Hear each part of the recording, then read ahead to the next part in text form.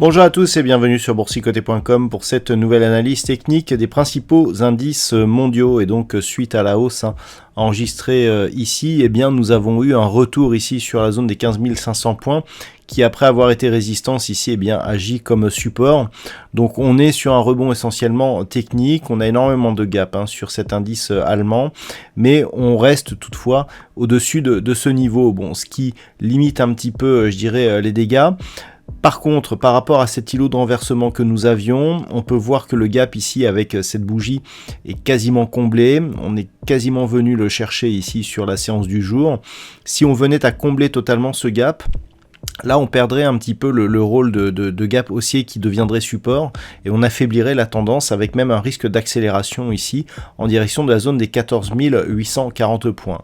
D'un point de vue global d'ailleurs, ce que l'on peut voir, c'est que nous avions ici une dynamique haussière, que l'on est venu ici chercher la bande de Bollinger inférieure et que le rebond nous a quasiment permis de confirmer la moyenne mobile 20 exponentielle comme résistance. Donc si on valide cette dynamique avec la cassure des 15 500 points, attention au risque d'accélération en direction des 14 840 points sur l'indice allemand. Sur l'Eurostoxx 50, on est là aussi resté sous une résistance suite au rebond donc, qui avait été enregistré le 7. On est resté sous cette zone des 4250 points. Et même suite aux annonces de la Fed, eh bien, cette zone des 4250 points n'a pas cédé. Au contraire, on revient ici sur une zone intermédiaire des 4140 points, une zone qui avait déjà été support ici. Donc pour l'instant, on a préservé cette zone, mais un petit peu comme sur le DAX, on a ici une impulsion baissière et une résistance qui le reste, et surtout la moyenne mobile 20 exponentielle qui semble agir comme résistance. Donc un retour ici sur la zone des 4033 points reste possible. Pour cela, il faudra surveiller donc cette zone des 4140 points. En cas de cassure, on pourra anticiper ici un retour sur ce support. Ce n'est que sur rupture de ce support qu'il y aurait risque de retournement de dynamique, puisque si on écarte, je dirais, ce graphe, on se rend bien compte ici que l'on est toujours dans une dynamique haussière et que la rupture de ce niveau pourrait nous faire risquer un retournement total de la situation. Donc en cas de baisse, c'est bien sûr cette zone des 4033 points que l'on surveillera. Cette anticipation légèrement baissière serait invalidée en cas de rupture haussière des 4250 points. Sur le S&P 500, on est toujours ici sous cette zone des 4715 points.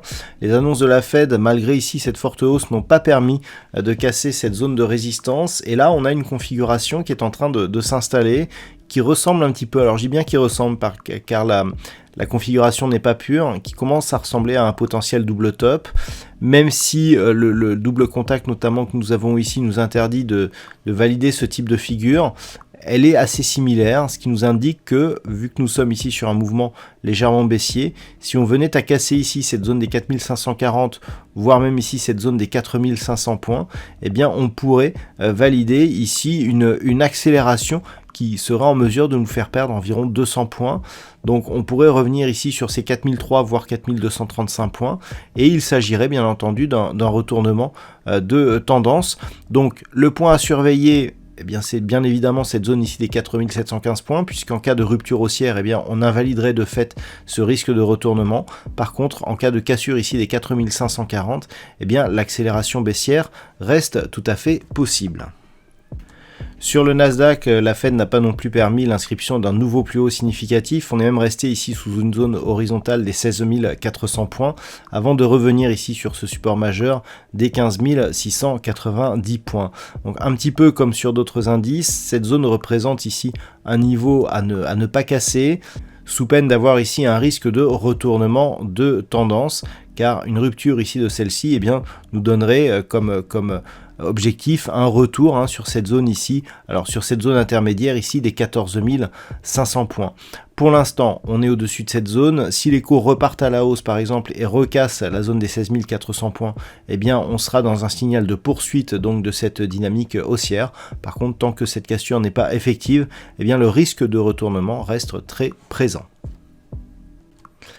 Et puis on termine enfin avec le Nikkei qui reste dans sa zone de range moyen terme ici, que nous avons quasiment depuis le début de l'année. On était rentré ici dans cette zone le 8 janvier 2021.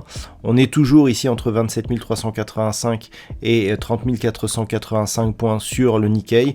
On est quasiment au milieu du gué sur cette zone de moyenne mobile, donc une tendance totalement neutralisée d'un point de vue court terme, qui reste certes haussière d'un point de vue moyen, mais surtout long terme, car la non-cassure ici de cette zone des 27 385 points nous indique que malgré la forte hausse que nous avions eue précédemment, parce que la hausse avait été ici assez forte depuis justement la crise du Covid, eh bien il n'y a pas de velléité baissière qui nous permette ici de consolider par rapport à toute cette hausse.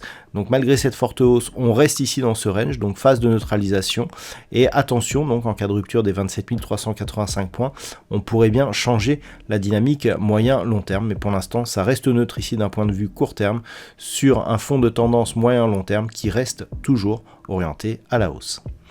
Voilà donc ce que l'on peut dire sur cette analyse technique de ces principaux indices mondiaux. Passez un bon week-end. Pour ceux qui partent en vacances, et bien passez de bonnes fêtes. On se retrouve dès lundi prochain pour d'autres analyses techniques, toujours sur le site boursicoté.com.